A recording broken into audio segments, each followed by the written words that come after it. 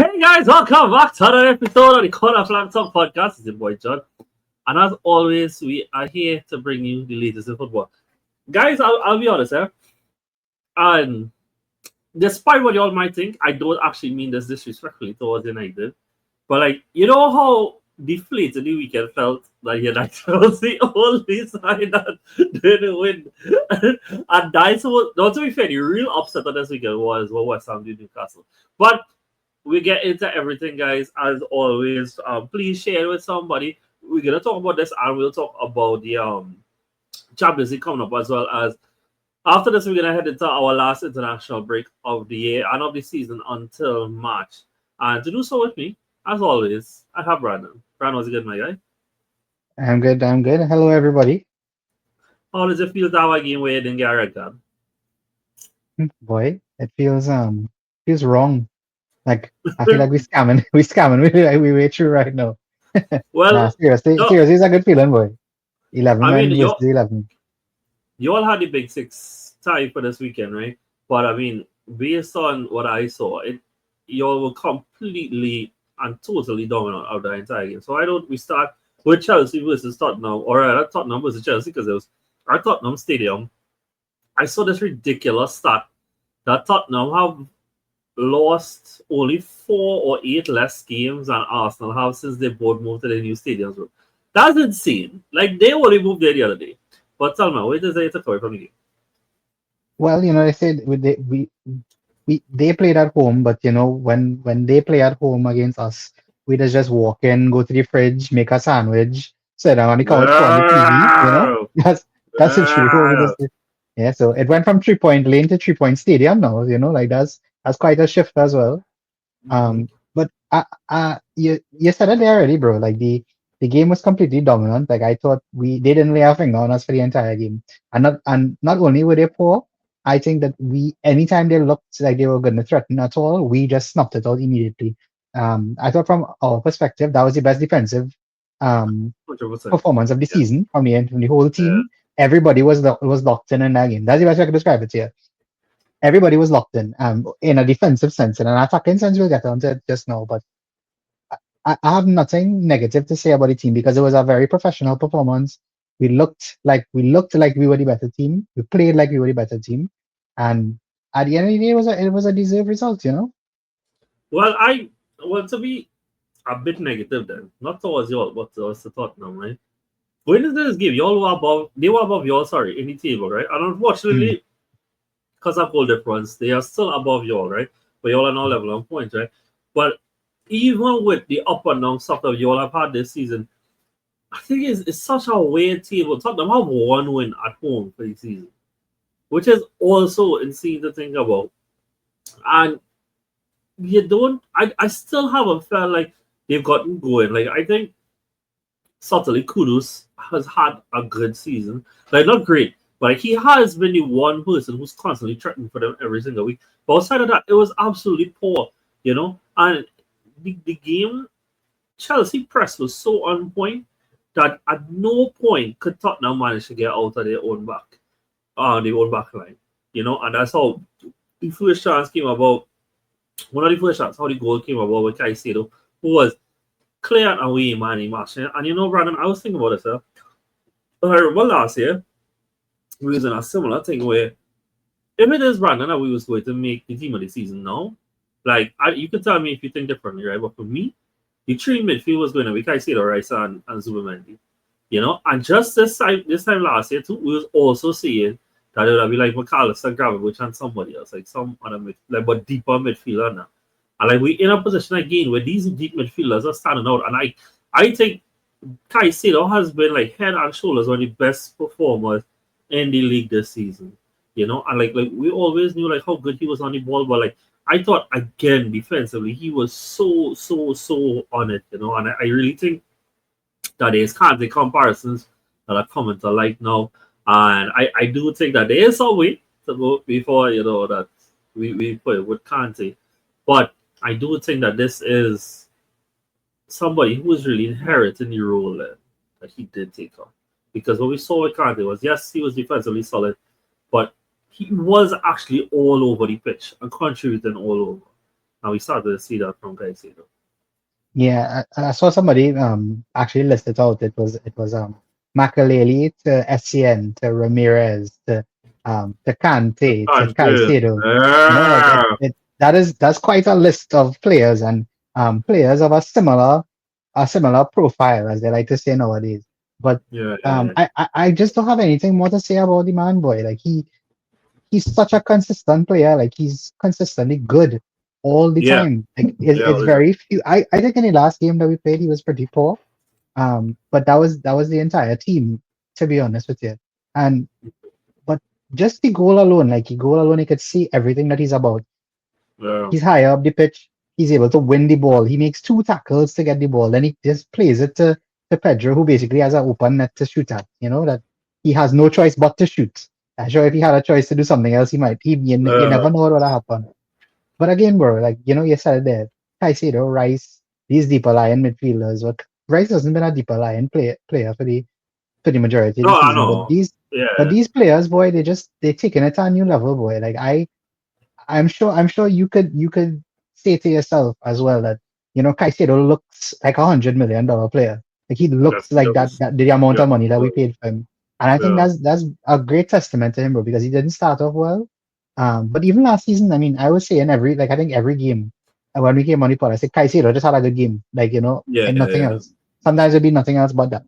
And yeah, boy, I don't know, boy, it's so crazy, yeah. Like there's so many good players in the league right now, and they're not. I would say they're not the forward players. Like across the league, there are a lot of I agree. midfielders that are just You doing know, so much for their teams right now, bro. It's crazy. yeah. And I was thinking about that too. That like I don't think the big name attackers have gotten off the mark this season for various reasons. The only one is Haaland, right? It's a top of the charts, and we get to it, right? But like Salah hasn't had the best of season, and yes, we know he scored this weekend. Saka hasn't had the best of seasons yet. Foden, Palmer has been injured. You know, like Semenyo has been the best attacker outside of Haaland this season. But that says it now. Like there isn't like the names that you expect. Buemo has taken long to kick off, and he was good this weekend. I think he was great. But so that's my point now. Like it's really the midfielders, especially those deeper ones that I think really have standout campaigns. Because I think like Casemiro, I just mentioned United, but like Casemiro is also suddenly having a very good year as well. We spoke about Caicedo. I think every single time I see Lavia play for us, I am impressed, bro. I mean, I think wherever it is that Maresca had like concoct and give Rishi, he pass the cup along and keep Lavia fit too. But you mentioned somebody there, Salek, and last week you did have words to say about it. So I should give you a chance to say words about him again. João Pedro, he scored the winner, but I could understand somebody coming out of this game feeling mixed about him. So why don't you tell me what it is that you think about his game this weekend? Yeah. It's not much different from what I've said for like the past few weeks. Yeah. Like he's just not a number nine. Like there's so many. He could have scored four in the game. I'll be like totally honest. Like Yes. I think a good number nine kicks at least three of those chances, and the game could have been long gone. Even the one he gave to Gittins, I think he should be trying to shoot there. I Yeah, don't think he's having that I Gittins don't know anyway. why you shoot. Yeah. And but the thing is, he played well. Like he played well. He did what he had to do. He scored. He scored the winner pass, right? I'm not gonna thank him for that. It's just that I want to see how the team looks when the lap is back and what role he is gonna play, because I still don't think in the box like he's best suited for that role. So I'm waiting to see what happens. But I mean, he played well today, bro. Like I said, everybody was locked in today, and in a defensive sense. And when it happened, when it came to it, we scored the easiest chance of the lot, to be honest. So Yeah, yeah, yeah. yeah, I mean, I saw. Well, I shouldn't say saw. I sat next to Chelsea fan watching this game, and he was extremely frustrated with the Garnetto pairing. yeah, That name seems to be circulated a lot. Now, the thing is, in retrospect, I'm looking back on the game. I actually thought Garnacho had a good game, but I could understand if not everybody feels that way. I thought Neto was actually more frustrated than him, and that just might be because Neto stayed on longer. But I think the other thing, Sally, that might leave Chelsea frustrated, and you could tell me what you think about this is that every time we see Esteban touching pitch, it feels like he adds magic. And so then you ask yourself, like, why is Maresca holding this guy back from seeing him start in these games? And and I don't think any fan, Chelsea fan or not, is entirely wrong in feeling that. So if you could tell me what you think the logic is behind that, if it's just because he's young and whatnot, but you could tell me what you think is the logic behind it. If it's justified, it's not, what's your thoughts on like the wing starting situations, right? Well, again, bro, the Neto, even though he was very poor attacking in an attacking sense, I thought he was great defensively. Like he was running, even when he was losing the ball in his own dribble, he was running back to try and get it immediately.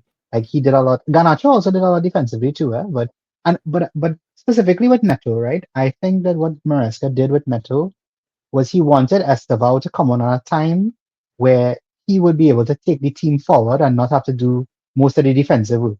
Because to take us up the next side of the pitch, and to run down the clock and to try and get more goals and stuff, which worked, because he came on and he played very well. So I don't know, boy. I find Chelsea fans to be a little sensationalist sometimes. Like I don't know how we coming out of a 1-0 game, a 1-0 win where we totally dominated the opposition and they didn't lay a glove on us, and you feeling frustrated. Like if you think that we didn't score enough goals, then fine. But apart from that, everything that we did was perfect. Like everything else, I thought the tactics was spot on from Maresca. The defensive work was great. We took the chance when we had to. Everybody was locked in. I don't know how you could look at this in a negative light, no way. Like in my opinion, I think when you watch everybody from Chelsea backline, especially Reece James again, like I couldn't care for like some of these debates I'll go on Twitter, right? And like how a lot of like Timber versus Reece James, right? And like my thing is like I know the levels Reece has hit before, and so like if it is that he gets there, to me is not really no comparison. And like big up my boy Timber, lovely dog, but I think what Reece can afford you in a whole package is just different, right? But that question is being answered now. Like he is staying fit, and the thing is, and like you can tell me if I'm wrong with this, right? But I think like we talked about this before. The problem with players who gets injured often is that like when they get fit, they also have to refine their momentum again. Now we see that because he's not getting injured anymore, it's 7.5 out of 10, it's 8 out of 10, it's 7.5 out of 10, 8 out of 10, it's 9 out of 10, it's over and over and over. And we see that world class player on display every single week. And I think that some players that sometimes they get accused of, when they get the armband, it don't suit them. Bro, it entirely suits Richie, bro. Like, he is enjoying leading this team. I'm big praise him. I also thought Sanchez had a very strong game, dog. It had some of them crosses he come out for. But I just rushed back and I was like, you know what, bro? Fair play, though. You had no business collecting it. But yeah, so it was a good weekend there for Chelsea. And before we talk about Spurs, I should have said this at the top of the pod, guys. When we talk about each team, because it's the 10 game week, we're gonna just like do a quick overlook on the team. And so before we talk about Spurs, like Chelsea, how it is that you're feeling about them now that we're 10 games in? Like you can also compare, I guess, like what was your expectation for them at preseason and where it is now, and tell me, how it is you're feeling towards it. Yeah, I think the worst part is that there's so many games that we've played where we should have won or we should have gotten points out of the game, and it's just poor play from certain players, or being all the entire team not being good on the day. I personally don't think that a lot of what has happened to us is because of Maresca. I don't know if that's an unpopular opinion. I don't think so. I think so. Yeah. So I think that he's done a lot of good. I think there are things that he can do better, but I think he's been very good so far. And I haven't talked about the number of injuries that we've had for the season, but I am very glad that we have players that are stepping up, and we have players like Esteval who are catching their feet now and trying to make us a better team. I think we should have more points at this stage, if I'm being honest with you. But I think for the rest of the season, I think we'll be okay. I think 10 games. For the 10 games, I think like I said, we should have been better, but I think again, direction is correct. Yeah, that right. I completely agree. I mean, like, I had you all around here in the start of the season anyway. And I mean, I do think that not putting all the top four was a mistake, but I still do think like you're very much are on course for that. And I find it hard to see anything else. I personally, as a neutral, would I like to see Esteban play more in general. I like the thing is too is like as you say, Palmer isn't fit right. There's a huge missing component, and I mean that's not one of the best players in the league, but you're getting points and you're getting by. And while it is that you're getting through this period, you're seeing how players stepping up. Again, we know talk about Caicedo, talk about Reece James as well. We talking about Cucurella as well. What a great game again at the weekend.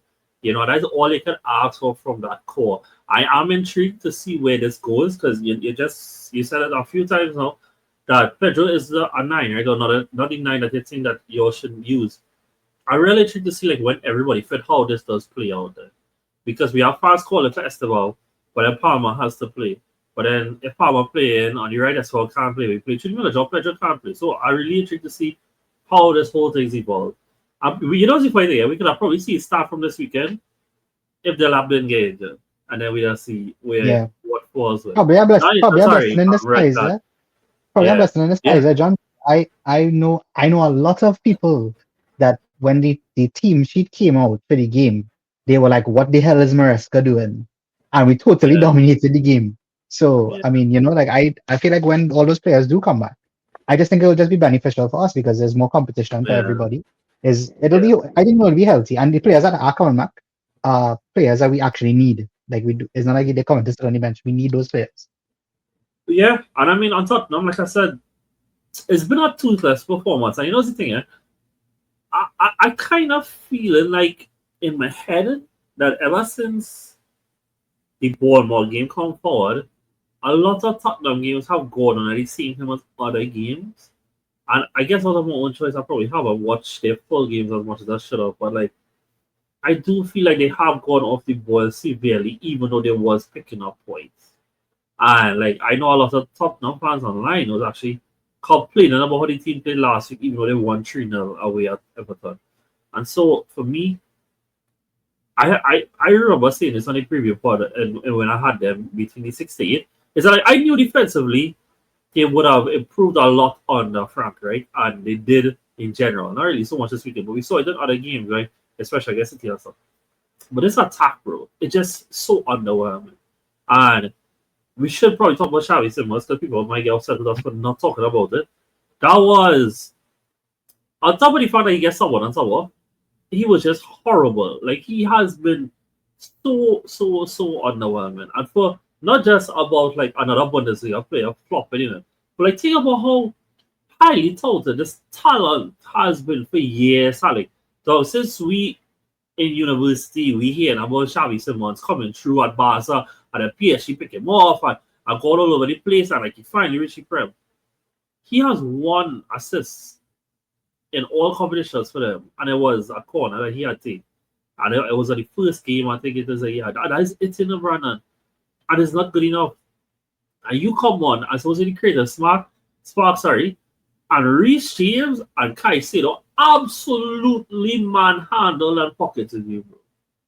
And I was so disappointed. I was disgusted genuinely with what I was seeing.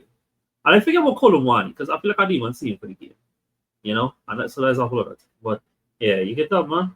What you think about? I really would like get that answer about the Xavi Simons part. But then it could also lead into where you think about Tottenham season. Well, in my unbiased view, because I have no ties to Xavi Simons as a Chelsea fan, as you would know. So my unbiased view is that I kind of expected this, bro. I can't lie to you. Like I think he's very similar to a lot of other players that we've seen coming from the Bundesliga, Leipzig specifically as well. But as you said, he's such a highly rated talent, and he's been a highly rated talent for so long. And I'm not seeing it at all, boy. Like, and he even looked frustrated when he came off. And I'm just like, but bro, you're not helping yourself either. Like, I don't know what else you want Frank to do. Like, he's he had you on one wing and then he put you into the middle and he didn't do anything. So I don't know Yeah. when he's gonna come good for them because he also costs a lot of money and I think they will put in um a lot of importance in him on him because of Madison being out. So I don't know, boy. I feel like a lot of their players just not performing, boy. Especially him, and he, like I tell you, I've been concerned. I've been concerned. Bro, he can't even ride a challenge, you know. He can't Yeah, even step a man and do something. Like that is so considered. Like big part of like Spurs had moments where okay, they didn't manage to hold the ball off and Chelsea press went back. I know you have the ball. What are you doing with it? And hmm dog, I thought him and Bentancur was terrible. We even talked about the fact that Bentancur should have get set off and didn't get set off. You know? But like but that is because the game was such a misnomer because even though they get an advantage by somebody who should have get a red card staying on, it's not like to say they do anything with it. They was just so poor. And I mean, to be look, at the end of the day, we are talking about Tottenham that are currently in hello? yeah, yeah. Also, it's just bruh. I tried to click something here on the home and it didn't go through. And I don't know why that happened. I thought my internet dropped this off for a second, but Tottenham in fifth, right? I believe that they are in fifth right now. And hmm they are, in a sense, overperforming. So what I think we both expected of them. But I do think that they are in a position that if it is that they don't tape up soon, they will be in some serious problems. You know, especially Yeah, the attack bro. They have four different strikers, Brandon, and none of them look that convincing so far. You know, yeah. so No, but one of the things I think that Spurs have shown so far in the season, right? Um, like this is where the defense will win your points, right? Like, and I think a lot of teams so far at the start of the season have 1 point so far because of their defense rather than how good their attack has been. I think Spurs are an example of that. Even though they have a lot, I think they have the third most goals in the league, I believe, or something like that. yeah, I think their defense has been yeah, very good, and that has been what has been winning them points. Like even though they're scoring goals, they're also not conceding a lot in some games. And yeah, that's very similar with other teams as well, like Bournemouth and Sunderland as well. Like that is what carrying them through right now. Now. And you yeah, can't fault the teams for that, but that is the problem is being exposed and it's being exposed early. So yeah. until they figure that out, I think they will be in trouble for a little while because that is the only thing they haven't done right for the season so far. I think that they are lucky in the sense that like I do think that the teams that we expected to be competing with them in Europe, not all of them have gotten their act together completely yet. You know, we're talking about United is and that, but you're talking about Villa as well, you're talking about Newcastle. Newcastle, yeah, that I was trying to remember. Even Crystal Palace to some extent, even though they did win this weekend. So like I think they get away so far that, but look, a season is a long time, bro. Like you not going and get away with that across the whole day. Yeah. So I would like to say two players from this game. I mean, this was a big six game, and I think like this game. So the thing is, we're gonna have to pull an even extra player because there's a game tomorrow evening, right? So I was saying we gotta pull two from here and two from the West Ham Newcastle game because the fact that they Okay. pulled the upset, bro. I forgiven them two players as well, right? So are we going to put Reece James like I said? Oh, tell me you if there's anybody else you prefer to put over there. But Caicedo had to be in it. Like it has to be Caicedo. Yeah, boy. Caicedo for sure. I mean, I don't think I want to put João Pedro because I don't think an attacker deserves to go in. I'd love to put Reece James, but again, Cucurella could have made it. Yeah, Gusto also had an excellent game. yeah. I think the center backs were good. Fofana was great. I could even put Sanchez, bro. Like Sanchez probably had one of the best games in a Chelsea shirt in a long time. Um, So Thinking about the games this weekend. To be fair, I can't really tell you a game on the top of my head that I feel like I keep I had a storm minor. So I mean, I put it to because I just really did had a really strong and confident game. If you want to put something. yeah, yeah. Yeah, Yeah, I, I think honestly I want to take three from this game and I want to put the three of them, but I don't know if sure. you want to Yeah, really yeah. pick I don't mind because that. I really think Sanchez was good, boy. He was real good. Like Yeah, every time he came back. Oh, John, I want to ask you something. I'd like your opinion on this, and we on the pod, so no sure. better time to ask. What did you think about our tactics to deal with the long throw? Did you notice it in the game? Yes. What did you think of it? Look, bro, my opinion towards this is the same for us, right? It's our margin to gain. It is our margin to gain. And I think that the teams that will miss out on points and achieving their goals this season is the teams that, that push their nose up at anything they think is beneath them. If it is you don't think that you should be capable of defending out a game because that is above you, you're going to end up suffering for that at some point when it is you get put in a position in a defense. If it is you don't think you should maximize every opportunity to score, you'll miss out on goals. And that is just part of it. But I don't really care that people was clogging it before and now doing it. Because like it's just football moves in cycles, bro. You know? Hold on, I'm confused. What are you talking about? You asked for the long throws, right? No, I said how we was dealing with Tottenham long throws. Oh, I thought you asked about throws that all you make. No. We don't make throws. No, well, you all dealt with them really well. And I thought Sanchez was a part of that. I mean, I know he didn't get to like all that thing, but like I thought it was very proactive, I guess, in dealing with it. I didn't even set pieces too long because I was thinking about putting Van de Ven in just because of set pieces, though. But like, yeah, bro, every facet that they tried was completely nullified. I find putting three players up the pitch and like forcing you to move three players out of the box. Like Yeah. that is so like it's so unconventional, boy. Like it's so like that can't work, boy. But what you gonna do? You can't leave three men up on the field on the halfway line. So I could tell you this, right? So last year versus Monaco. Monaco did that to us, right? And we didn't score for our point in that game. The next game, Crystal Palace thought, oh, that might be the way to stop them, right? And they did try it. Garrett hit the post twice in that game because he had more space to run it down. And then after that, they bring back the man in the box. I said, don't worry, we try that again. It's a catch-22. You don't know. It either work or it don't work, you know. It's a risk you're taking. Okay, wait. Who's the third player we played in? Is Sanchez or Cucurella? No, Sanchez, Reese, and Sorry, Caicedo. Sanchez, Reese, Caicedo. Cool. Nice. Mhm. All right, cool, nice. So, who to go to next, boy? Wait, I can't believe we actually squeezed out 27 minutes so far. All right, let me talk about Liverpool then, because Liverpool, guys, it's been bad, but the rot stopped. But I'm going to be the other time I want to say I don't think the performance, at least the first half, wasn't all that.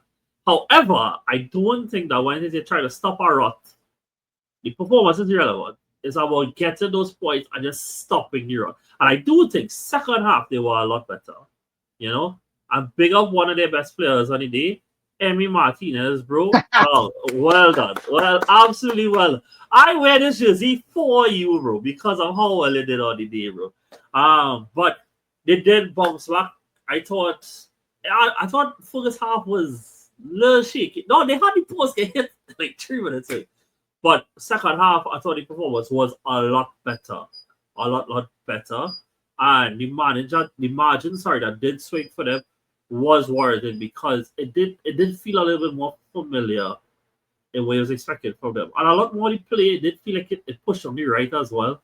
It did feel like it was forced to try and go to the left.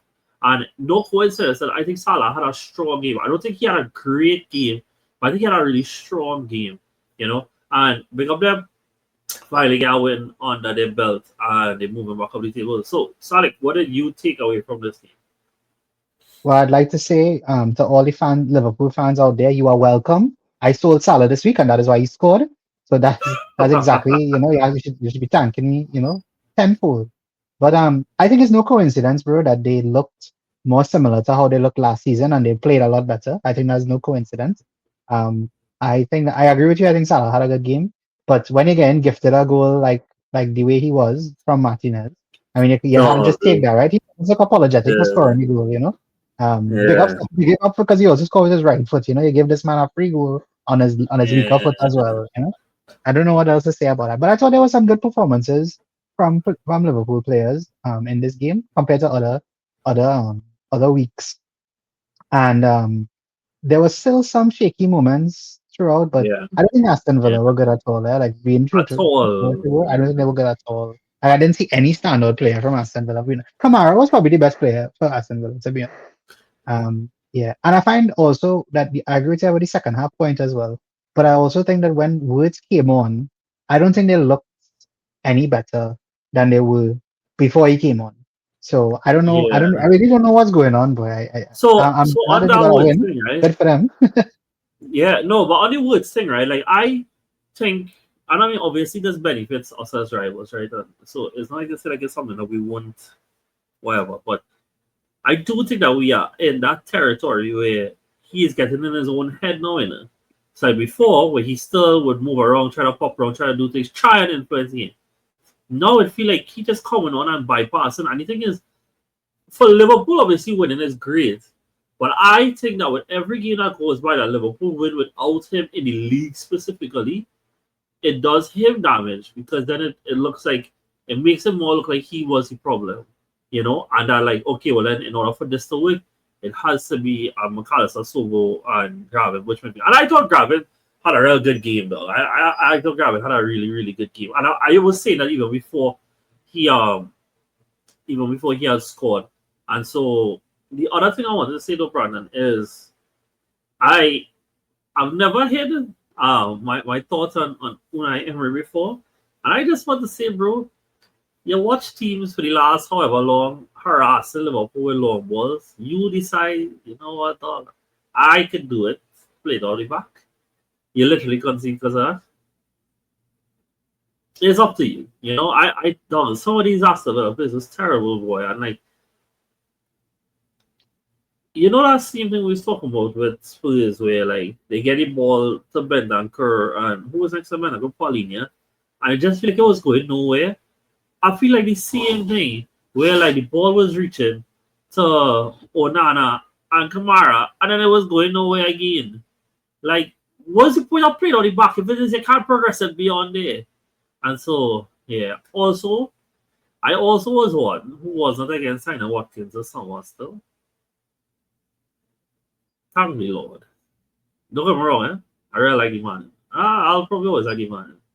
But though he's looked terrible this season. Like genuinely. He looks I actually find it kind of sad though, because he was putting together such a good last 3 years, and then now this is like damn, you know, that kind of thing. And so Villa was right in a real high form, and I do think they had an opportunity to really step on Liverpool's necks, even if they didn't get the 3 points, but with a certain type of performance. And I feel like we were left wanting so much more from them now what we got. And yeah, that's really it. Anything else you want to add on this game? I mean, we kind of forever put Liverpool through the blender. Let me ask you this then, Brandon. Right? We already run through the stat before about how no team that lost some ever went out to win the title, right? However, Liverpool are now 7 points back. And funny enough, Liverpool and City are to play each other next weekend. Do you think that Liverpool I saw the question asked online, so I will ask you. Do you think that they are still in the title race?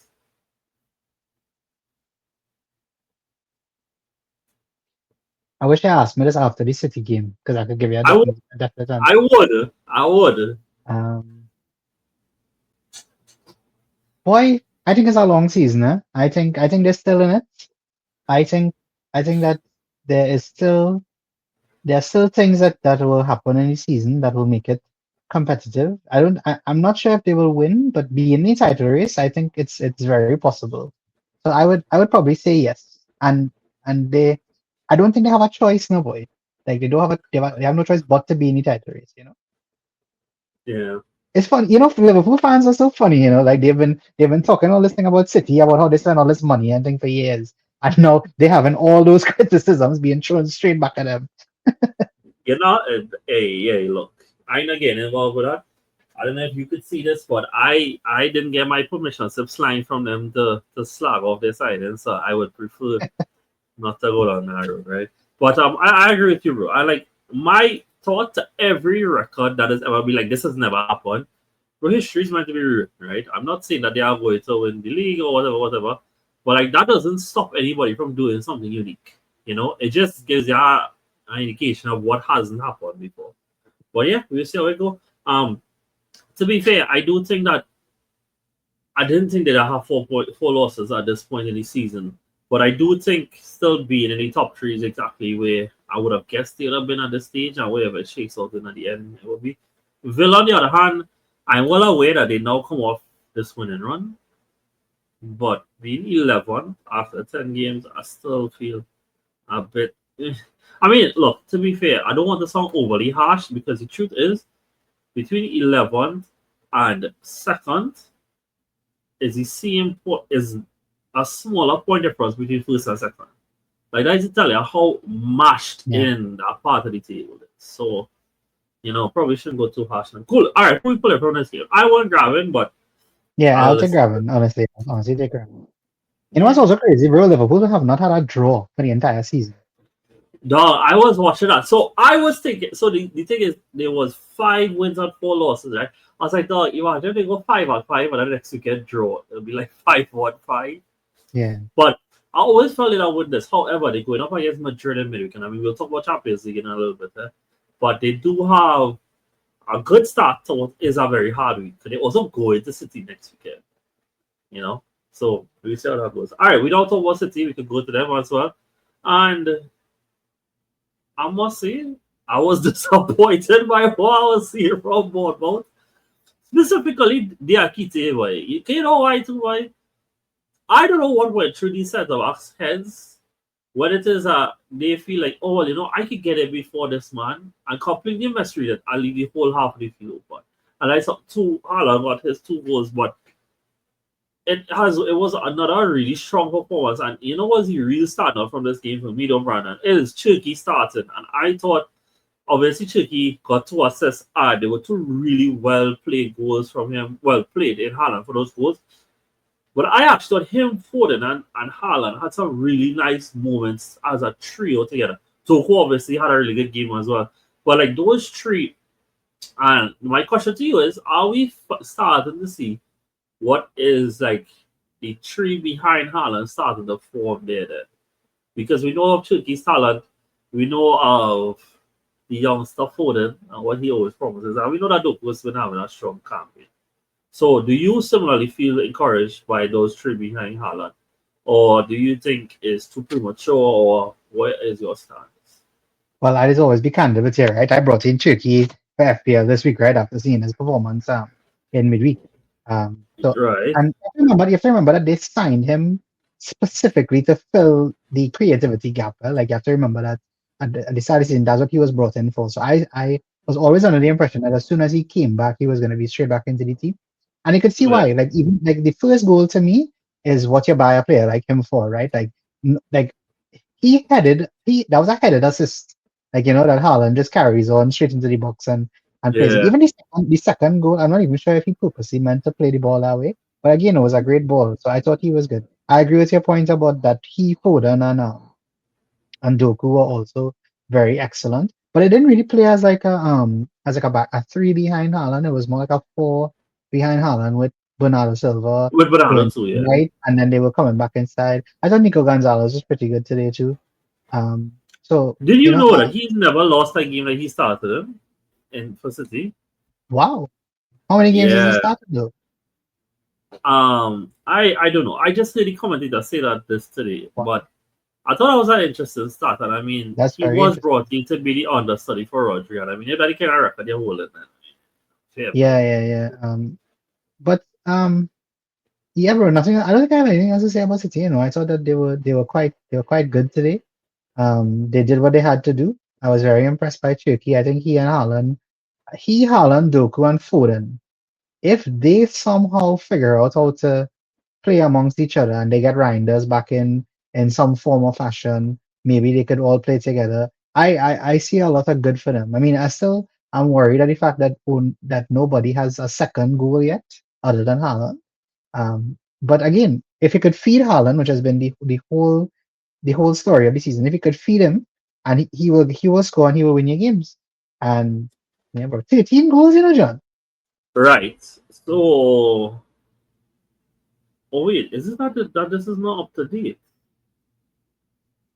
Is it? It's 13 in the league he has, right? How much is he in there? No. Yes, this isn't up to date. 'Cause this didn't count the games today. It's saying still only 9 games played in the league. Okay, cool. No, because I wanted to ask you something specifically, but the table is saying 10 and okay, cool. So the thing I wanted to ask you specifically, right, is that over the last 10 years, Brandon, the league winner has on average scored 91 goals, right? Wow. Right? On average, right? That obviously fluctuates, right? Haaland currently amasses 13 out of the 20 goals scored by Manchester City in the league this year. Right? That puts him That's a on 65%. 65%. Yep. If that was to continue for them to win the league, he would have to score 59 goals to keep going at this rate. 59, boy. Wow. So my question to you is, Fantastic. given that by the maths, it seems like it would require 59 goals from Haaland. Do you think it's possible that he scores 59 goals? I think he might get 50. I don't know about 59. But you know what's the I thing, don't know. right? I was thinking this last week. Well, this last week going here, especially after they lost last week, right? And he didn't score, right? And like again, I have been of the stance, and I know like you share the stance as well. There's just gonna be days that he's just not gonna be the one who's gonna get a chance to score. Somebody else step up and score the goals, right? But this is the reason why. Now, what it is that we see these teams have one guy who's doing so well. That's great in it. But like it's proven throughout the history of this league and history of football, like it can't. This sport is a team sport for a reason. One man can't get to what he like, and other players. It's really nice that he's scoring all these goals in it, but it shouldn't be a sole reliance to the point that if it is not his day or the chance not for it, where he's well marshaled or somebody else can step up because essentially saying for them to get to 91 goals, he has to contribute 59 of them. Like that's kind of crazy though. That's kind of crazy. And so I guess then my question is to you that really is that do you think that the lack of other reliable goal scorers could be what their shortcoming is in this title race? Yeah, that is possible. I hear you on that. I just don't think that it can't be sustainable now, boy. Like at some point they So I'm sure he that is somebody sustainable. He no is definitely sustainable. the rest of them What are aren't the though. rest of them doing? Yeah. That is I am. sustainable. I I think at some point they will figure that out. Yeah. I don't know when it will be, but at the same time, bro, like you're saying that he would have to score 59, right? And the sad truth is that is not out of the realm of possibility. And he Yeah. could probably still score 59 and they lose the league because Yeah. that's just the nature of the beast, right? But Yeah. I don't think it will continue that way. But somebody really needs to pick it up, boy. I don't know who it's going to be, and it might be a surprise. You never know. You never know with City. Like they always have this random player who will come in and like do something you never expected them to do. Like I don't know who it will be, All right, but guys. it's not Well, sustainable as much. bookmark it in all the calendars. Oscar Baumgart scored 12 according to Brandon Of Salick. course, yeah, Yeah, and Oscar ball, somebody yeah. else. Probably Nico O'Reilly or something. To be fair, hey, he took his goal really, really well. And I mean, I'm not gonna go as far as to say that Nuri has a fight on his hands, but O'Reilly's definitely putting on his marker because he has started the throat things injury. Who you want to put in, Brandon? I wonder who. You know, nice. Cool. Do you want to not put Haaland? No, not really. I didn't even Okay. think of anybody else's. I honestly God can't tell you off the top of my head if an next striker scored this weekend. No, wait, Gyökeres didn't score. Why am I seeing? Gyökeres didn't score. Yeah. Um, To be fair, I might put Gyökeres in the team. but I think Gyökeres might be the only one. No, Brandon? Mateta No, scored. no, Mateta scored. Mateta scored. Yeah, I was not thinking that. And did Welbeck score? I think Yeah, Welbeck did but score as well. Haaland did score too, yes. No, he scored two, and he had a good game. He had a real good. He was like a palm away from making it a hat trick. You know. Yeah.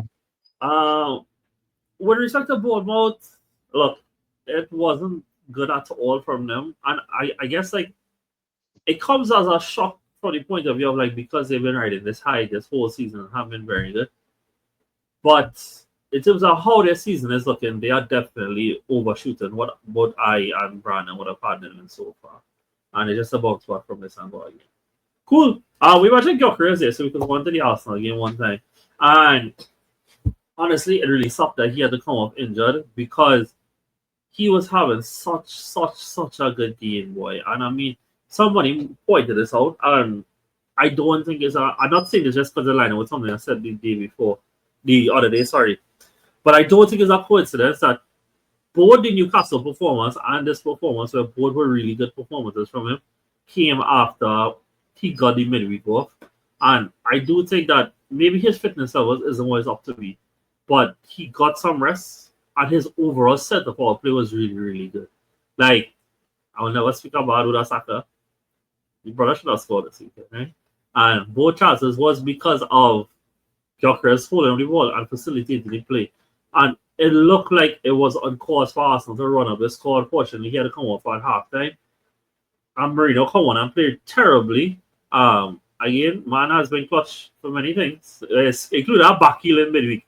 But he come on and he was even making passes, and I was real frustrated. But as we spoke about before, Arsenal, our defense that they can rely on. For Burnley didn't even have a shot until like the 80th minute, some kind of thing like that. I don't even think Arsenal have hit their best stride either, because we also have injuries that nobody's talking about because we are within. And more players seem to get injured because Martinelli going down this last week here. God alone knows what's going on with with Gyökeres coming up. But we keep moving on. And for me, it's just to keep your 3 points, get to this international break where we're supposed to get some men back after that, and then see where we go from that. But it was a completely dominant performance again. And I want to say on Gabriel, boy, he really is a menace. And this is the second time, or rather third time, where he has assisted a goal from a set piece. And I think like these men are saying, okay, guys, we pushed him further away from goal. He can't score from here. And he just like, you thought, and sent him back across the box. But as a last week for Gyökeres, this week I for Gyökeres against Atletico Madrid. And yeah, bro, he's also one of the startup performers of this season. And so, yeah, that's basically all I really had to say. I don't trust another great game. And I leave the only fella who I want to play the team is Rice, bro. Like, it's absolutely fantastic again, bro. I mean, I meant it when I said, like, I think him and Caicedo and Zubi, I think they've been the 3 best midfielders in the league this season. And, these men are we saying, like, forget just the league, but I mean, I'm going to say we beat Prem Tarts, but they must be the best midfielders in Europe.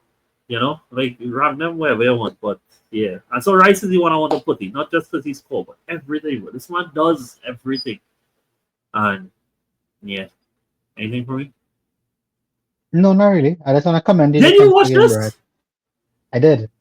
And I had a good time. I had a good time watching the game. Like I saw a lot of similarities between your game and our game. I felt like the score should have been higher, but Burnley didn't lay a finger on y'all. Y'all didn't give them a chance to. I thought y'all were excellent. Everybody was quite good. In an attacking sense, though, I feel like y'all still have a little bit of work to do. I agree. I also think that Saka is nowhere near the level. Not that he's playing bad, but he has a lot of space to go. Because I don't think he's anywhere near what he was. What he was Brandon, last season even. You know what real frustrated is because like 2 games ago, I was saying that he was playing so good, but the man around him wasn't playing good. Now they're playing good, and I don't know what's going on with him. I mean, I knew he had a little illness issue, like at the Palace game, but like, nah, bro, that's not good enough, dog. And I mean, Dubravka do good for the second one, but for that first one, I was like, dog, you can't be serious, though. I was like, I'm captain it too, bro. Like, you can't be doing them. Yeah, I saw that. But I wish I had scared to Arsenal players today. I don't like to do that today because I know the fixture dictated it today. And funny enough, in the back of my head, I was like, Gabriel would be a bad captain. But in my head, I also like, So there's no way he scored again though. Like he did score. Like they can't keep going on. I should ignore myself I'm good. But yeah. Here we are. No, I just feel like there's a lot of improvement left to go up. I want to say a lot of good things about Gyökeres. So I thought he was really good in that Yeah, game. Like bro. that is, if he could play like that for the whole season, my goodness, y'all will be you'll Yeah. be favorites for the league for a long time. But Yeah. again, y'all played very well. I thought the midfield was excellent. Zubimendi again continues to blow my mind. I think he's been quite insane. But yeah, Rice was great. The defense is great. Gabriel is there a I think is it's there a better centre back in Europe right now, bro? That's what I would put forward to you. I know you're biased because you love Gabriel. with I can't everything. I can't think of a player who you But I would can't want in the like team oh, more than Gabriel right yeah. now. Like until Yeah. somebody figures out how to stop him, I think he is probably the most valuable centre back in the world, to be honest with Yeah. Because and I just the attacking side, forget the fact that he's do everything on the other side. Like this at this you. Yeah, this point I think he's getting def cons from FPL like nearly every week because it's him reaching every head on set pieces. It's him clearing every ball. It's him blocking anything, tackles everything, bro. Like yeah, well, I mean, it's really something. It seems great. This. We should address the elephant in the room, my bro, and because we haven't talked about it yet for the season, so we might as well ask it at this point, right? And even more up that you're a Chelsea fan and I was an Arsenal fan, right? Do you think that the 15 goal record is in danger? no, I'll be honest, I don't either. I just think it no. too hard, bro. It is too hard. Yeah, what But are y'all on right now? 3? 3 after 10, yeah. And I saw that you all had 3 after 11. Yeah, So bro. Honestly, I think that y'all are doing so well right now because nobody's figured y'all out yet. And yeah, yeah, yeah. I don't want you to misunderstand what I say, because I think that at some point people will figure out how to score goals against y'all. I don't think those things will lead to wins, but I think that they will figure out how to score goals, which is Yeah, why yeah, the defensive record is so crazy now, boy. Because let's say we have 28 games left, right? Let's say yeah, that it's possible to concede 20 goals in 28 games. Not yeah. not not a goal every game, but it's possible to concede 20 goals over 28 games. And that would And mean we'd I have don't know, only conceded 23, yeah, which is and not bad at all. yeah, yeah, because that and it's just it's an impossible record now, boy. Like over the season, I'm sure. I don't think that should be a main focus at all. No, Like no, people who no. focusing on our record is like that's whatever, dog. Like it's not that important. I think if it is how we get some, you see, the thing is like we do live in that era where like goals scored in general is at this highest now. And so like if by some miracle we get under 20, I take that and run though. Like 20 and under. Like we take that, I take that and run to the hills, bro, you know? And I Yeah, mean and this and this look, you say that you need 91 goals, right? So let's say you concede, let's say you match your record and you get 15, right? That's a goal difference of plus 76 for the season, which is quite crazy. Our goal difference that season was very crazy as well. I think it was plus 70 something as well. So I it don't it, know. it yeah, bro. It's really a daunting record. Like when you It think of is. It is. It is. And I just, you know, what's the next thing too? I think like with VAR and thing, no, like because like I don't think you can not anything about that era, but like just now, like we see penalties given more often now, you know, and like you can't get away with a handball, you can't get away with a foul, like you can't get away with things, you know, Mhm. and obviously that goes both sides, right? Like Arsenal would benefit from not being able to those things get away, but they would also not get away with it in the other sense now. So it just is what it is. All right, cool. So yeah, that's right. And the last big 6 game is Manchester United. Big up Adam because he said go on he to watch the rest of the weekend in peace. Then United proceeded to be the only big 6 side that dropped points because yeah, nobody really care what Spurs are. But Spurs did too, And to be fair.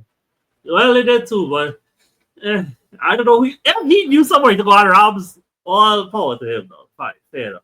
But United went ahead by a set piece, so according to Adam himself and all of the United fans, that goal shouldn't have counted. Well, actually, to be fair, apparently it It wasn't probably supposed shouldn't to have be a counted corner. anyway. Yeah. Anyway, yeah. But then Shaw, Dyche, Forrest punched back very quickly before, and then from what I saw, the game just dragged on until Ahmad scored a screamer, and then United kicked in the Yeah. game together. All right, we supposed to be trying to win, but didn't get the win in the end. And so, what the guy name is Frank? I can't remember. Who he grew and it continues to grow. And United win streak stops at 3. But if it is that we take a quick glance at the table, I mean, I had Forest as my underperforming team, but I mean, this is really bad. Like, this is real bad. But I think United are actually 8, but they are in that area where I think feels fair, for how the season has progressed with it. What is your take? From what I heard from you who didn't watch the game, they said United didn't play that well, and they didn't really feel impressed by what they saw, and that they felt like it was a more smash and grab. What But do they have? 15 points?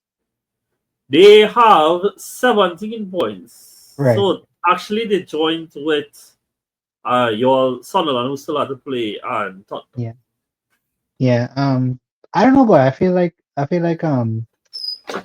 don't know if the consistency point is gonna come up. We could only wait till next week to see that.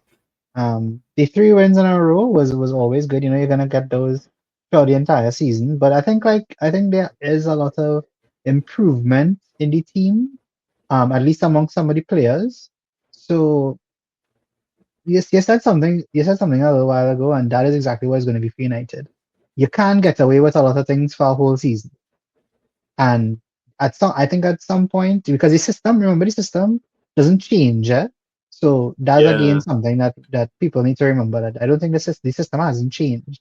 I think the players have played a lot better recently, but again, there's some things that he won't get away with for the rest of the season. And Forest were good value in the second half, in my and opinion. the thing is, Brandon, honestly, and I'm not taking away from their wins, and I still don't like this double pivot that they have.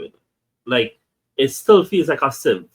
Now, what has been happening is that Dillit and Maguire and these guys in the back, they have been having very good seasons. And so they have been standing up to be tested repeatedly, But, like, I still don't think your midfield should be that poor at guard in your back line. And it's not a back three thing, If you all take your eyes, put it at Selhurst Park, their back line doesn't feel that exposed. It is something with the setup. And the player profile too. But actually, not entirely, because come on, it is playing the double pivot for them, and it doesn't feel like this. So it is in the setup. But yeah. Our Forest, yeah, by the way, it's rough with it. I mean, Brandon, it'll be so funny, boy, if we went from 2 years of no promoted team staying up. Imagine all stay up, dog. Imagine all the teams stay I'm up. looking at that right now too, huh? I'll be honest, I hate it, dog. I love it, dog. I would so love that, dog, because too long, some of these mid to lower table teams just feel like they can do the bare minimum and stay up. And like that's what has happened when they don't want to invest again in it. They think they can just get away with things. No. But However, Forest looking better though, eh? Like they're looking much better under Dyche. no, they are. And you know how I feel about Dyche, dog. I would never, ever, ever want to see that man relegated. And so I do hope they stay up.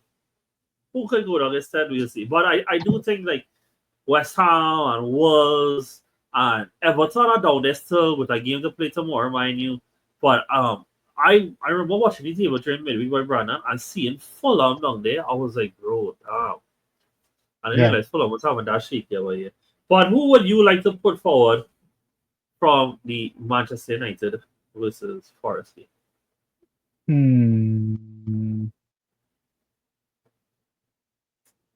Do I want to put a Man U player? Boy, I don't even know if I do. I don't I know think if you want Forest was to. good value for the draw though. I think they will, like, genuinely. I want to put Gibbs White, boy. I saw some people were saying that Anderson had a real good game. Yeah, he was also very good. Oh my goodness. I might give it to Gibbs White, because I think he scored the second goal. Yeah, all Was right. it the first one? Yeah, I think he scored the second goal, and he was pretty good. But bro, Anderson, I want to say something, bro, because you know this, and I said this since last season. I had that man as flop of the season last season. And my goodness, bro, the only flop I doing is flip flopping to tell you how good that man is. Because Yeah, oh my goodness, like he is he's such a unique player, boy. Like he's so mobile but so metronomic at the same time. It yeah. it real nice, boy. There's something I want to say about him, but I don't want to say it because I think it will come across negatively. But I'll tell you when we finish with the pod. But he's just So so good, boy. He's really, really, really good, boy. subscribe to the And Patreon, guys. You'll get our yeah, content please there. subscribe to the Patreon. No, bro, I totally agree with you, and I think that I very much feel like he getting prime farm move though. I'm not sure the way, but Yeah. I'll be so surprised because the thing is, as it stands, Brandon, he's gonna start fingering. And if he starts fingering our World Cup, bro, sky's the limit, bro. I mean, I just hope it's not Spurs though, because that is that's what calling this going to die. I mean, like, not this song that sounds so haterish, right? I mean, maybe it is. But any time Brandon Spurs sign a mid-table player that was looking good, it just go there, go and nothing just come of it, dog. The most recent case was Dominic Solanke. And then, Hmm. and yeah, so Hmm. cool. Yeah, I cool with Gibbs White. Nice. So, all right, guys, let me run through these rest. Dog, it's always not right. They really had a much to talk about that. We might just squeeze an hour without talking about the non-big six. All right, cool. So, Brighton ran across Leeds this weekend.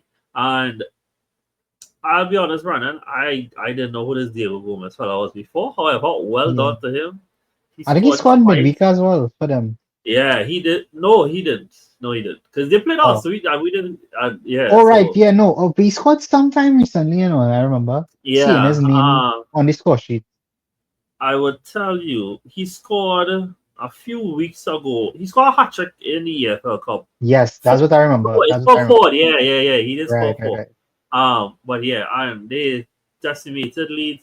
In terms of where they are on the table, they are exactly where I thought they would be. 10th. And yeah. But you can't. Maybe. I don't think we would put anybody besides Gomez from this week. Anything Yeah, but else big on up the Danny week? Welbeck though, having a good season. Again, bro.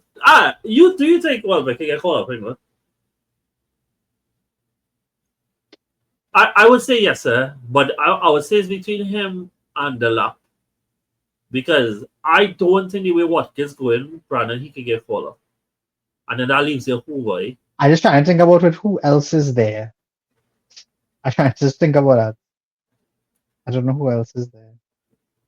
He could, but that says a lot about the state of England strikers right now, boy. Wow. Yeah, yeah.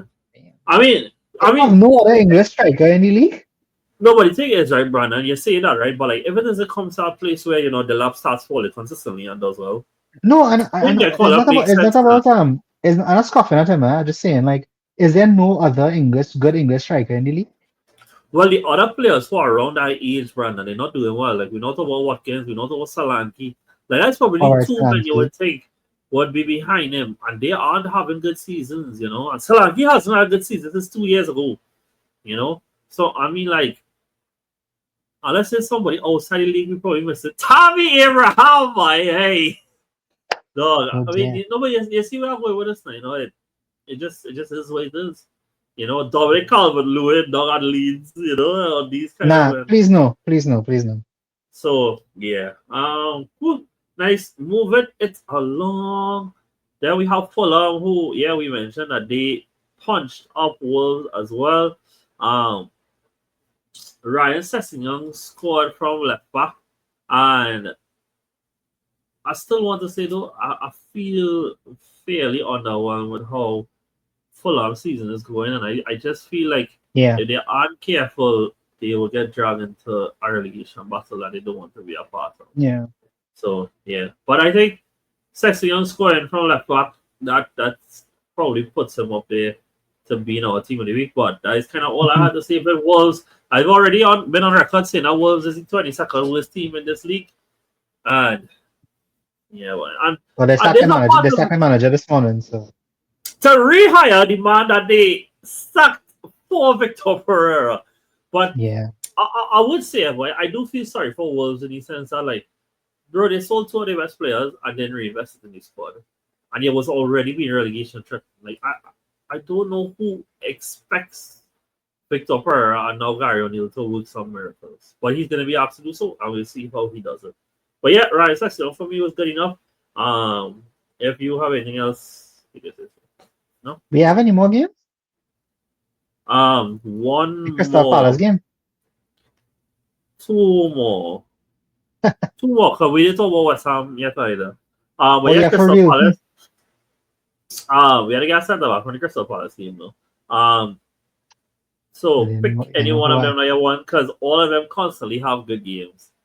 Here one. I was a part of church, right? And I obviously not going to see what it is that them do in the highlights, right? But I think, like, we talk about Lacroix already, and we talk about Gehi all the time, though. Richards have been having a good season, though, and playing right through, and never seen him make no mistakes whatsoever. So, for the sake of it, I would like to put Richards, right? Fair enough. Also, I want to say, I mean, you could put Luma too, because Luma's long throws was insane. I want to say, I don't talk to Mateta because I had him on my side for all them weeks. As I think about, he scored a hat trick and then scored again today, and irony is the man I replaced him with is Wolf Mada, who come off injured at halftime today, and they went on to lose that game 3-1. And I still stand by West Ham being one of the worst teams in this league. But then what does that say about Newcastle? I also need a centre back from this game. Yeah, I would really prefer if we get a centre back, please. Because we really overdo it. Oh, we just squeeze it better than sometimes. The back from... You want to put Kilman? A defender. Any of the defenders. It don't want to be easy. Did any of them? I don't think... I'm trying to see who started for them. I don't know. I see in here Tadibo and Kilman. This post for a start for them. Oh wow, okay. Oh yes, put him in, bro. He's not a defender. Nah, well, it's saying here that he played DM. I can't even remember. What to be fair? Well, nah, it's the DM here, but dog, he was insane, bro. All right, Spurs. Cool. We're playing 5 midfielders. 3 at the back. Let's go.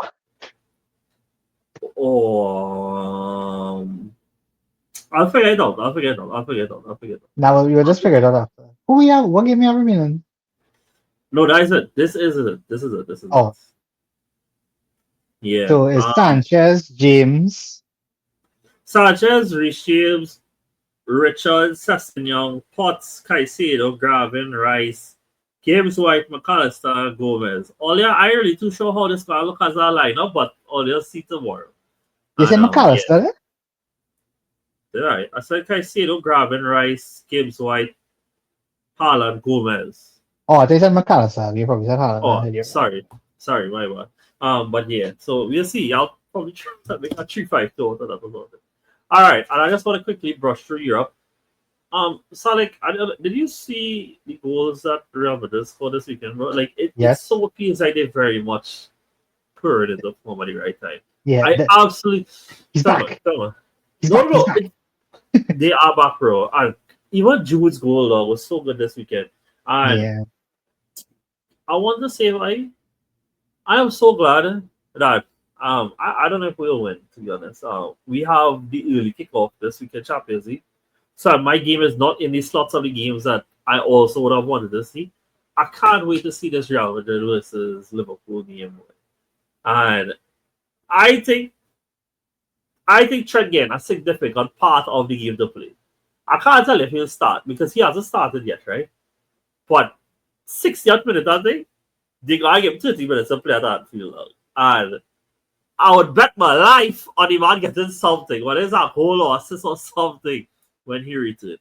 But I do think that they are running in form at the right time. I do think that it looks like they are pushing on from that Clasico win. And it does also feel like Javi has a question to answer coming up soon. But I'll wait to see what he answers with. But it does seem like he is running the finding our formula. And the question is that when these right backs are fit, what are you doing with Fede? Because he hasn't played right back. And he doesn't want to play right back. He doesn't say it, but he just say it. Because the whole reason he didn't want to play right mid anymore is because he wants to play midfield. So how are you going to answer that question? And I look forward to seeing how he does it. And with Barca, great goal from Rashford again. Yamal also scoring, Ferran also scoring. A bunch of players who came under fire for the performances last week. And so the gap stays the same on the top, and Atletico also won this weekend. On those La Liga teams, Brandon, what is your takeaways from them? What is the stuff that's stand out for you? Not so much talk about a high line when you're actually scoring goals, huh? You know, everybody keep talking about the bloody high line, but it's, if you have a good attacking performance, nobody would actually say anything about. I want to pick up Jude, bro. Like, he looks really good. Since he's come back. His classical performance I thought was excellent. I even thought in that game, excellent. You also see the two extremes of his goal scoring catalog in those two games. A tapping on the line, followed by excellent place shot. Outside the box goal, yeah. I really excited to see how he plays, because he had a bit of a down season last season. So if he gets back to the first season, Jude, I think that's going to be good for them. Atletico continue to to do what Atletico does. I'm not really looking at Atletico this season, if I'm being honest with you. I don't feel like they're going to have the best season. But boy, Barca and Real, they'll be gone in fits. I'll tell you that. And the last real game I wanted to touch on is Bayern. Not just that they beat Liverpool, but it's also like, bro, Bayern again at this point where they are automatic, though. And I'm not going to go all the way to say that Bayern are back it up, but it really is feeling like that, though. I do feel like there is a presence growing about them, though. Big up. I just want to say big up these two youths who played for them. We spoke about Carl once before, because he has been on the score sheet. Also, Biskov has also started this week, got the assist. And I mean, now they play Leverkusen, who is one of the bigger sides there. And they play without Keane and won. They played without Olise and won. I mean, that says where they have reached as a group. Big up Jackson too. He actually been scoring too. So I'm gonna have who has had a resurgence, boy. And yeah, that is that. And then I think Dortmund won 1-0 as well. I think Gerrard scored, I think. Yeah, he scored. He scored a new one now. I just want to say, boy, that I am I'll be real honest with you, boy. I am very fearful that Bayern actually go the entire season without losing a single game. Yeah. Like, I could see it. That would be crazy. It would be real crazy. So. Bro, I'll be honest with you, dog. If it's one team, because if you think about it, right? Bayern and Arsenal meeting in that game, when is the game? It's not this weekend. It's not this weekend. The next one, right? No. It's after the national. Yeah. Right. That is the unstoppable force versus the immovable object. That is where it really is. Yeah. Something had to give. Something had to give. Yeah, something had to give. So I actually think that'll be all their number. That'll be the test for both teams at that point of the season. I agree. Because I think that game kind of gives you insight into who might be the best team in Europe at that time. Yeah. No, I fully agree with everything you say, bro. This must be kind of like the twilight zone for you, as we're praising Arsenal these days, eh? Yeah, well, it's true. And I mean, again, we've already said, like, it's not even just like we feel like we are Arsenal's reporting best. Like, I'm trying to make a very conscious effort to just enjoy it, though, because I am enjoying it. Like, no, why we get stress free, bro? And I just be chilling through these games. So cool. All right, guys. So we're gonna touch on the Champions League fixtures also quickly. And I'll let Brandon predict. Brandon, first up is Arsenal visiting Slavia Prague. And despite what you think, I'm actually going to say that we're going to draw this game. No, you're going to win. Probably comfortably as well. Probably like 3-0. The only reason I say that is because I honestly could say we go in there and rotate the whole team. Well, you know what? Let me give you an even bigger stipulation. I think your entire front three will score 3-0. Okay. All the front three will score. Cool. All right, cool. Next up we have Napoli hosting Frankfurt, and I'm going to say that Napoli will win, but I don't think by much. I haven't been. It's been very up and down with Napoli this season. If it was Frankfurt at home, Brandon, honestly, God, I was going to say Frankfurt win. But Frankfurt at home or Frankfurt on the road is like chalk and cheese of what they are. But yeah, Yeah. so yeah, I'm gonna go Napoli narrowly. Some sad news. De Bruyne, if nobody knows, Kevin De Bruyne is going to be out for Out. quite a while. There's a suspicion that he will not be fit for the World Cup, which is very sad. I hope that's not the case. I hope he will be back. I know John is Ooh. as well, even though he is number one KDB. First KDB hater. line. Actually, on that note, I didn't realize he was. I forget that he also. France will draw this game. France will draw the game. I think Napoli drew 0-0 on the weekend, I believe. I think. Yes, they did. They did. I'm gonna go a narrow Napoli win via Scott McTominay. Next up we have Atletico hosting Union Saint-Gilloise. I will say Atletico with him. Oh, jeez, an age. I'm going for a draw, bro. But Union Saint-Gilloise have been in good form. So yeah. They're Bodo Glimt hosting Monaco. I'm gonna say Monaco. Bodo Glimt then. Right. Then we have Juve hosting Sporting. Juve who have a brand new coach, by the way. Spalletti has continue to rotate their managers across there. And I would say I think Juve would win. They won at the weekend. They both wing backs scored at the weekend as well. But I do think Juve will win. I do think Spalletti's a good coach. He is a little temperament issue, but I'll give it to Juve. I'm not really too excited by Sporting this season.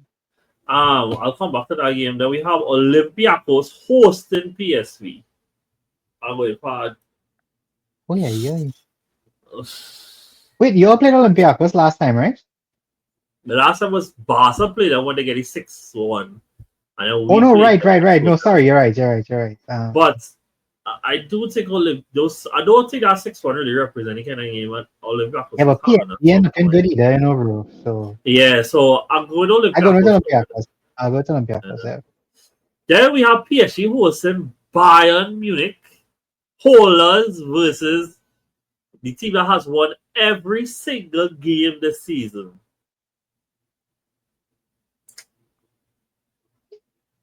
No way.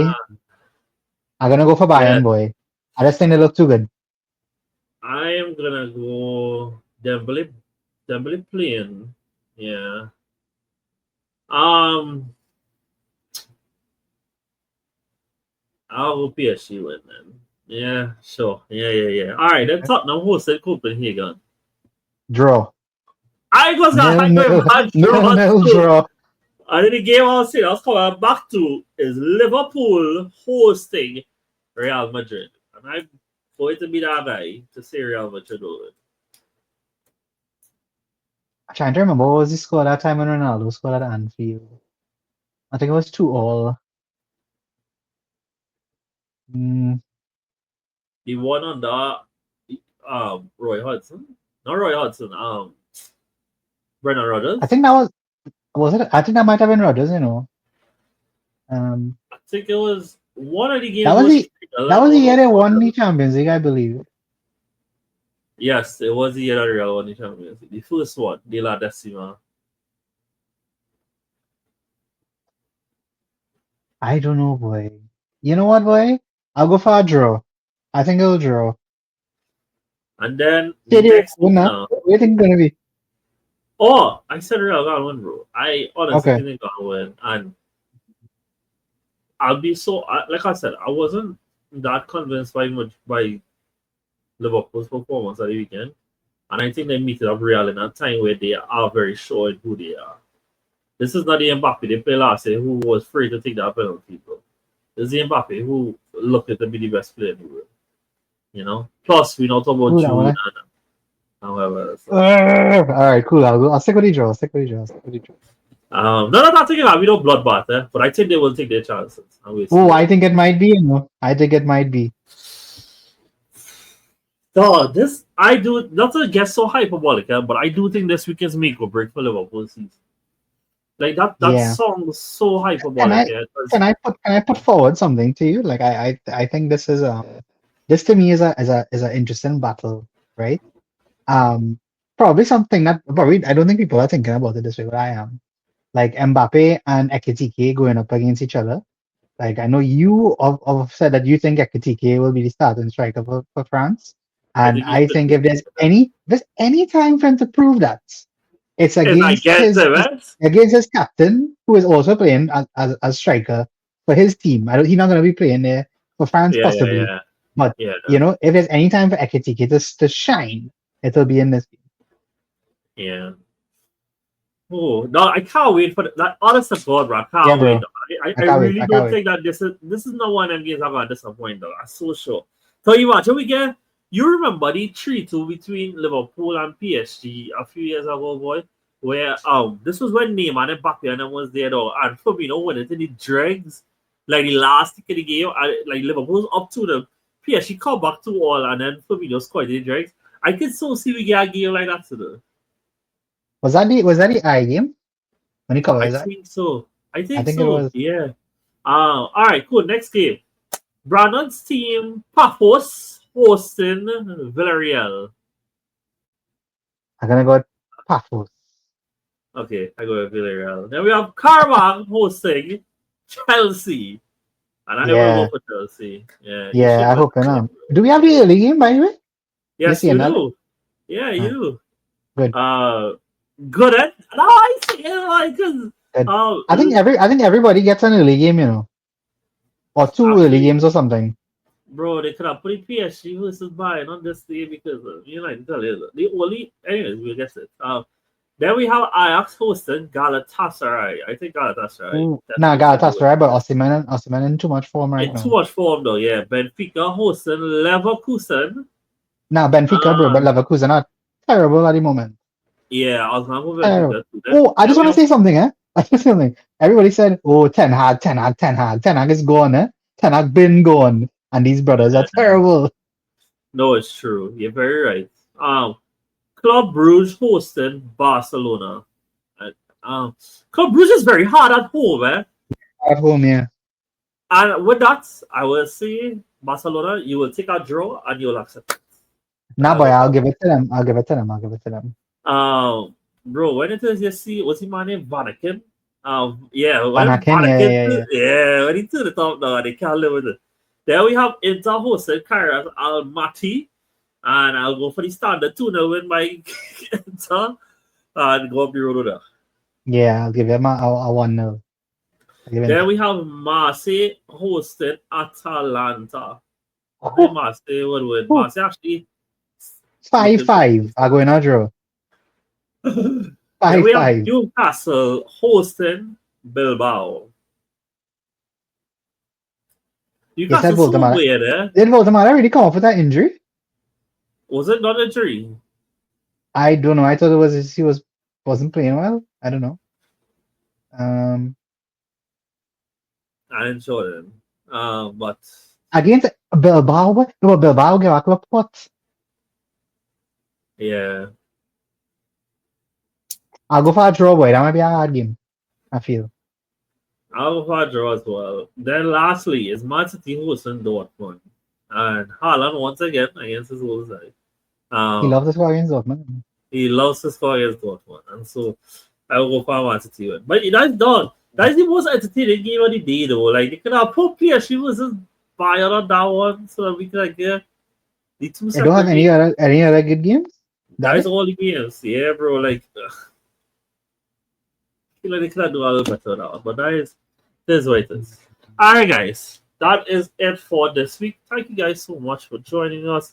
We love you guys so much. And thank you, Brandon, for being here. Catch you guys next time. See you soon. Take it easy. Later.